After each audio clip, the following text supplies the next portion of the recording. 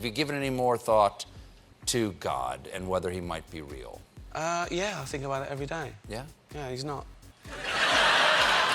Ricky Gervais is a brilliant comedian with a history of taking aim at the absurdities of woke culture and celebrity hypocrisy, and this time, he went for the jugular. If you think Hollywood is untouchable, think again. Here's how Ricky dismantles the facade with side-splitting humor and fearless honesty. Ricky Gervais is no stranger to controversy, and his unfiltered takes on woke culture and Hollywood politics have solidified him as one of the most unapologetic voices in entertainment. The British comedian, actor, and writer has never shied away from tackling the absurdities of modern celebrity culture, often using his platform to call out hypocrisy and virtue signaling. Whether it's during interviews, his stand-up specials, or hosting gigs, Ricky's sharp humor spares no one. One of Ricky's most memorable moments came during the 2020 Golden Globes. As the host of the ceremony, he delivered a scathing monologue that left Hollywood stars visibly squirming in their seats. The event, held at the Beverly Hilton Hotel in Los Angeles, was meant to celebrate the best in film and television. But Ricky turned it into a roast of epic proportions. Addressing the star-studded audience, he mocked their political posturing, saying, "If you do win an award tonight, don't use it as a platform to make a political speech. You're in no position to lecture the public about anything.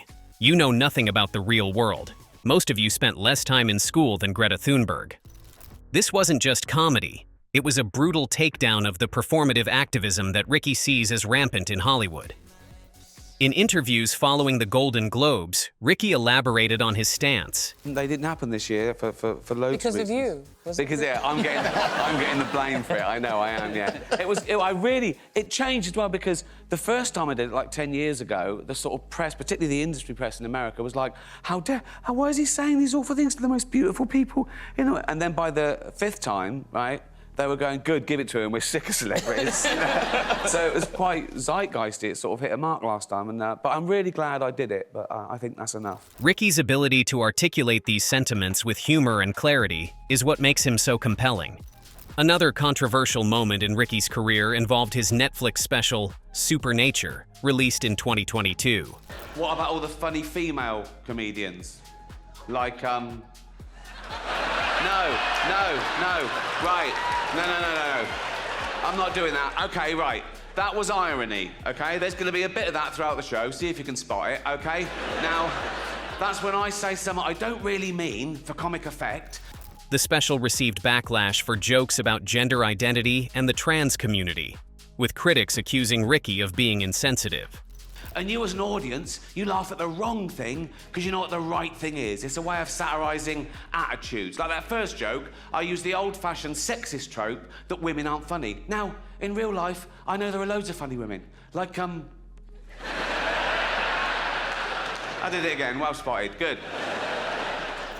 Ricky's commentary on this issue wasn't confined to stand-up.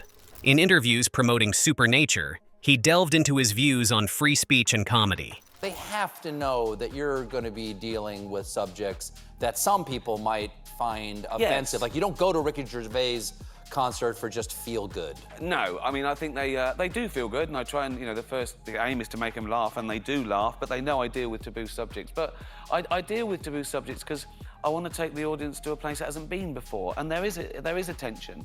And I think people get offended. Ricky's critiques of woke culture extend beyond specific jokes. He's been vocal about what he perceives as the performative nature of virtue signaling. Come on, and I say something, I say that was irony, right? There's going to be a bit of that throughout the show, right? And then I say something like, that's when I say something I don't really mean for comic effect, and you as an audience, you laugh at the wrong thing because you know what the right thing is.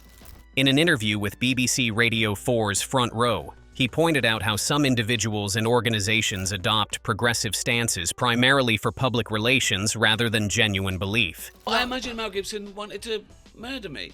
Right? Absolutely. But, you know, but I didn't do anything. Again, with Mel Gibson, I didn't say anything really bad. There was much worse things I could have done. It was fun. It's, you know, you do about their public behaviour, and right. That's it. But no, that joke that Will Smith smacked someone for was the sweetest, lamest joke in the world.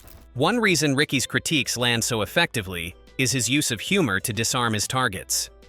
During a 2020 appearance on The Tonight Show starring Jimmy Fallon, Ricky joked about the absurdity of cancel culture.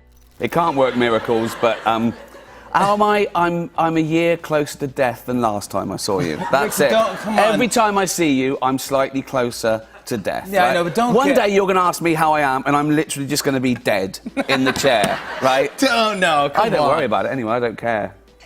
I don't care. No, don't worry about being dead. So, you don't know about it. That's the best thing about being dead. You don't know about it. It's like being stupid. It's only painful for others. So I don't care. I don't care.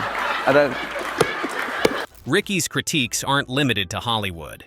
He's also taken aim at broader societal trends.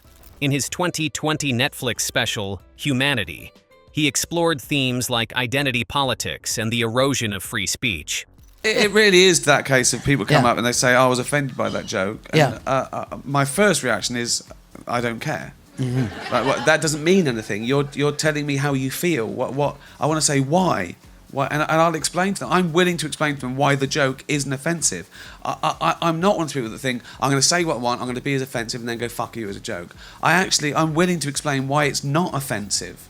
That often offence comes when people mistake the subject of a joke with the actual target, and they're not necessarily the same, particularly if you deal in taboo subjects, which I do, because I want to go there, because I want to take the audience by the hand and take them through a scary forest. Do you know what I mean? I like the discomfort of expressing and talking about really uncomfortable things. Despite the backlash he's faced, Ricky remains unapologetic. In a 2021 interview with Variety, he addressed his critics directly. "I'm not trying to hurt anyone," he said, "but I also can't tiptoe around every possible interpretation of my words. Comedy is subjective, and you can't please everyone." Ricky's approach to comedy and criticism is rooted in his broader worldview. He's often spoken about the importance of authenticity and the dangers of groupthink. Whether you agree with his views or not, there's no denying the impact of his words. He's a comedian who uses humor as a weapon, cutting through the noise to reveal uncomfortable truths. And in an age of increasing polarization, voices like his are more important than ever. So, what do you think? Is Ricky Gervais a hero for calling out hypocrisy, or does he go too far? Let us know in the comments below. And don't forget to like and subscribe for more deep dives into the world of entertainment and culture.